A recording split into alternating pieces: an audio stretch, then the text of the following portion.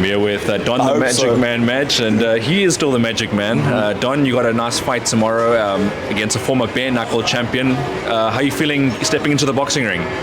Man, it's been something that I've been wanting to do for ages. So like it's finally like here, and I'm super excited, man. I'm super excited. It's gonna be fun. And you guys had a bit of a scuffle at the end of the weigh-in. Can you just walk us through what happened there? I don't know. I blew him a kiss, and he obviously didn't like it. And then I told Matt before, I was like, bro, if he touches me, it's gonna be a fight. I'm gonna fight him there. He put his hands on me, and then the rest is what it is. Yeah. How close were you to actually like actually getting into it? I mean, if I wasn't held back by six guys, I probably would have hit him a couple times or taken him down and strangled him in front of his friends. Yeah, but I don't know. People mustn't forget that you got the mixed martial arts background. I know. And I think he forgot about that for a second. I think maybe he got a bit nervous. He got a bit nervous by the moment, you know. Yeah. But still, you got to control your shit, otherwise bad things happen. That's right. How's the fighting camp gone for this one? Yeah, good, man. I mean, I'm always training. Even now that I'm retired or have been retired, I always train as if I'm fighting. You know, it's just the way I've always been. So it's been nice to be able to, get back into sparring with Dill, sparring with Dean. You know, like good rounds with the boys. Two of the best up-and-coming fighters in the country at the moment. So yeah, it's been great. I know Dylan's beaten him already, so I had good rounds with Dill. Getting sharp in preparation, so I'm very happy with the camp. I remember you doing boxing sparring a long time ago when you were in Johannesburg as well, and you held your own with some of those pro boxers as well, so you should be very confident going into this one. Yeah, man. I mean 2014, Matt and myself were considering changing into like professional boxing, because when I was prepping for Boyd Allen, the fight against Boyd Allen, all we did was box. Basically, I had a torn ACL, so we just went from gym to gym, sparring like all the best guys that we could find. And you know, there's not a guy in Cape Town that was a professional boxer that I didn't spar. And you know, I'd like to say I won every single round that I sparred, but so yeah, it's always been something that I wanted to do, and now I've got the opportunity to do it. And how difficult is it transitioning? I mean, not really, you know, like I've always, in all my MMA years, done boxing sparring rounds. So like I've always helped guys with their camps, like if they needed because you know I'm a southpaw, so like if they needed a southpaw guy to spar with, or if they needed maybe like a bigger, taller guy to spar with, then I'd be the guy for them. So it's always been something that I've done. I've always done like lots of boxing sparring in general. And you know, having Matt as my business partner and my trainer, you know, he is boxing, you know what I mean. So he's always been around and helping me refine the skill. And I know that you briefly went up to Johannesburg. You spent actually quite a few years up in Johannesburg. Mm-hmm. I mean, and then you came back to the Western Cape and you settled in back really faster. What were the differences between there and here for you? Yeah, I mean, I spent like almost 6 years in Joburg. The biggest change was my wife. We got pregnant, and so I was like, look, in order to raise a family, in my opinion, you know, I need to be around my family and her family. So the decision was to move to Cape Town, and that's what we did. And you know, Cape Town's home. It's where I'm from. Looking back now, I'm like, how did I live in Joburg for 6 years? You know what I mean? But yeah, you know, it was a period of my life that I needed to do, and I needed to be with the best guys at the time, and that's just what I did. All right. And now looking into tomorrow, what's your prediction? For my fight? You know, I'd be surprised if he makes it to the final bell with me. I don't think he's fought anyone that hits quite like me, especially at this weight category, and with my experience. I mean, I've 100 fights deep.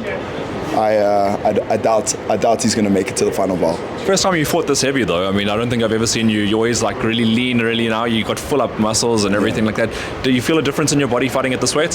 So to be honest, like out of training camp, I've always kind of been around close to like 85, 88 kgs, which is like normal. I've never fought this heavy. The heaviest I've fought is about 82 kilograms in my Muay Thai days.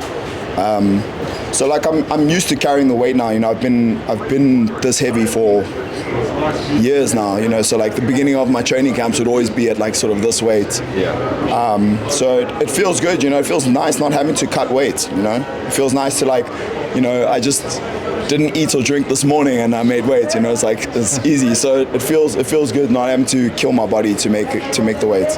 And now this is exhibition boxing, so of course, get through this one. There must be other goals that you might have. Are you entertaining it again? Are you going to do it again?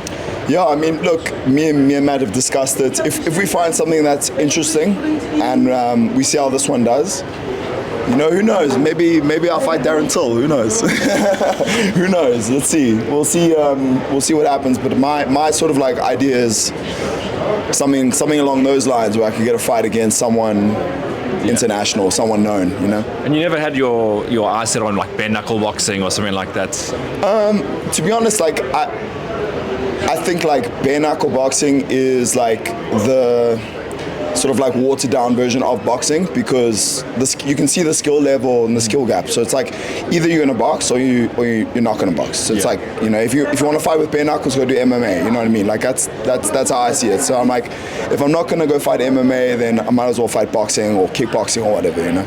And what do you make of your opponent's bare knuckle background from Limpopo? Like I said, it's the same thing, you know. If you have a couple bare knuckle fights in your backyard, you know, like are you a bare knuckle champion? You know what I mean? Like I know how many bare knuckle fights I've had growing up. You know what I mean? You're a bare knuckle champion too. Exactly. That's what I'm saying. So like, you know, I don't think too much of it, because at the end of the day, he's gonna have to fight me, and I've had a lot of fights. And getting back in the ring again, and after quite a while out of active combat, how do you feel about that? Like I said, man, I'm always in the gym. I'm always training, so I'm always like competing to some extent. I guess like for this type of event, you know, it's a smaller like audience than what I'm used to, you know.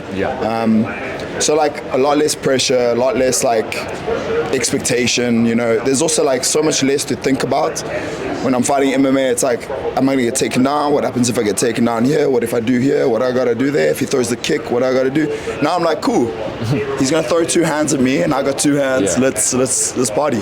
So he doesn't go the distance to you. Which round? I would say round 2, round 3. Yeah. He's a tough guy. I mean, he can take some damage. I mean, Bill Prosser hit him with some punishing shots, and he didn't go down. But he has been KO'd a few times, so I'm looking to KO him. And you're going to add to that as well. That's it. That's the plan. All right. Don't you have a message for him before you step in the ring? I mean, I think he got the message today. So, and you know, I pushed him, and he kind of went like 4 meters back. So I think he can expect that kind of power tomorrow night. 100%. And then just lastly from yourself, Don, do you want to send any thank yous, any shout outs? I mean, just thanks to Matt and to everybody for you know, being a part of this and making it is what it is. I think it's so cool to see someone from Cape Town doing so many things for guys from Cape Town. And so like, you know, this is something that me and him have spoken about years ago, you know, like one day you're going to be a boxing promoter and I'm going to box on the event and like that, and now it's happening. So, you know, big shout out to Matt and big shout out to all the guys involved. Awesome. Thank you very much for your time. Thank you, dude.